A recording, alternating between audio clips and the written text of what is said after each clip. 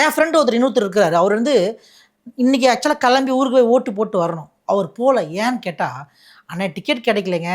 Ticket கிடைச்சாலும் private பஸ்லாம் rate அதிகமா இருக்குது. இங்க இருக்க திருச்சிக்கு போறதுக்கு நான் சொன்ன ரூ. 4,200 இன்னொரு பஸ் ரூ. 3,000 இருக்கு.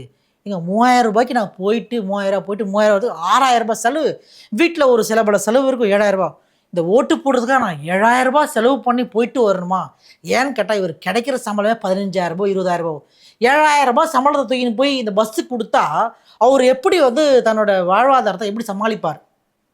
இந்த கேள்விக்கு சரியான அரசு அதிகாரிகள் யாருன்னா என்கிட்ட பதில் சொல்ல தேவையில்ல. இந்த மாரி பிரைவேட் பஸ்ஸுங்க அதிகப்படியான காச குடுத்து மக்கள இந்த மாரி ஒரு பெரிய பிரச்சனைக்கு உள்ளாக்குறத நீங்க தான் நிறுத்தணும். இன்னைக்கு நாளைக்கு ஓட்டு ரேஷியோ கம்மியாவுது.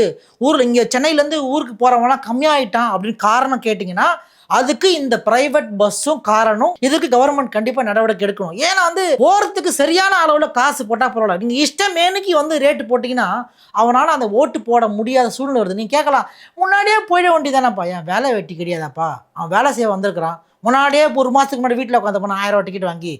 சரி சரியான டைம் மட்டும் 1 நாள் 2 நாள் லீவ் போட்டு போலான்னு இருக்கவன இப்படி துன்புறுத்துனா, அவனால அந்த கடமைய பண்ண முடியுமா? அதுக்கு யார் பொறுப்பாக முடியும்? அதுக்கு இந்த பிரைவேட் பஸ்காரங்க போடுற இந்த ரேட்டு தான் பொறுப்பாக முடியும். இத தட்டி கேட்காத கவர்மெண்ட் கண்டிப்பா அதுக்கு பதில் சொல்லணும்.